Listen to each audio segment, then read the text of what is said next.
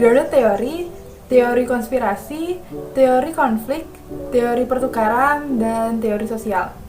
Apakah kelima teori tadi dapat digunakan dalam penelitian sosial?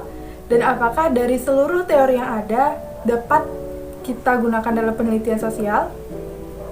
Halo semuanya, saya Ayu Putugari Kartika Dewi, NIM 221252016 dari Program Studi Hubungan Internasional Angkatan 2022. Di sini saya akan menjelaskan mengenai konsep dan teori. Teori dibangun dari konsep, dan dalam konsep terdapat asumsi. Asumsi merupakan pernyataan awal tentang suatu fenomena sosial yang belum dibuktikan. Asumsi-asumsi ini membangun adanya konsep. Jadi konsep adalah pernyataan tentang suatu fenomena sosial yang sudah disederhanakan dan di dalamnya memiliki keterkaitan antara objeknya serta objeknya memiliki ciri khas yang sama. Konsep dapat dituangkan dalam bentuk simbol seperti kata-kata ataupun definisi. Konsep-konsep ini akan membentuk teori. Diperlukan dua atau lebih konsep untuk membangun sebuah teori. Jadi satu buah konsep tidak akan bisa kita buat teori. Dengan kata lain, teori merupakan seperangkat konsep, asumsi, definisi yang berkaitan satu sama lainnya serta secara sistematis digeneralisasi hingga dapat menjelaskan suatu fenomena sosial. Atau kita dapat menyebut teori sebagai kacamata untuk memandang suatu fenomena sosial untuk menjelaskan suatu fenomena sosial yang ada.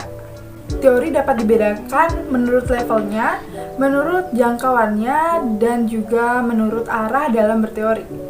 Yang pertama, level dalam teori itu ada 3, yaitu micro level, macro level, dan meso level. Micro level merupakan lingkup kecil dalam teori. Yang kedua, meso level itu adalah lingkup yang sedang atau komunitas sosial. Dan yang terakhir adalah macro level dengan lingkup yang lebih luas. Lalu adapun jangkauan dalam berteori, yaitu pertama ada empirical generalization, yang kedua yaitu theoretical frameworks, dan yang terakhir adalah middle range substantive theory. Ada dua arah dalam berteori. Yang pertama, deduktif dan induktif. Arah deduktif berarti kita memulai dari suatu hal yang bersifat abstrak, general atau umum ke arah yang lebih spesifik atau mendetail. Sedangkan induktif merupakan kebalikan dari deduktif itu sendiri, yaitu bermula dari arah yang spesifik, arah yang detail ke arah yang lebih general ataupun umum. Ketika sebuah teori sudah dibuktikan keterkaitan antar konsep-konsepnya, maka teori tersebut dapat membentuk hipotesis. Lalu, hipotesis akan membentuk proposisi ketika teorinya dapat dipertanggungjawabkan dan sudah menemukan jawaban. Maka, dengan kata lain, proposisi merupakan pola hubungan yang ada di dalam konsep dalam teori yang sudah dipertanggungjawabkan dan sudah mendapatkan jawaban. Dalam menjelaskan teori, ada 4 jenis penjelasan. Yang pertama, mari kita jelaskan tentang prediction explanation. Prediction explanation berarti menjelaskan dengan bentuk prediksi, tetapi masih bisa diterima akal dan logika, sehingga ini masih sistematis. Yang kedua, dengan causal explanation, yaitu penjelasan menggunakan sebab akibat.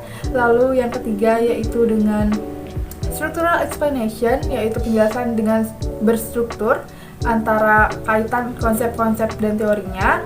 Lalu yang terakhir adalah interpretive explanation, di mana kita melihat sebuah konteks sosial lalu kita memaknai konteks sosial yang ada.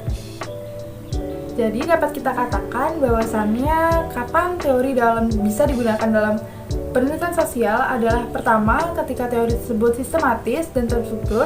Yang kedua, teori tersebut dapat dipertanggungjawabkan. Dan yang terakhir yang tidak kalah penting adalah teori tersebut dapat dibuktikan adanya.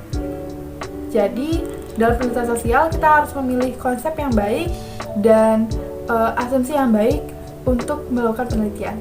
Sekian dari saya, terima kasih. Sampai jumpa.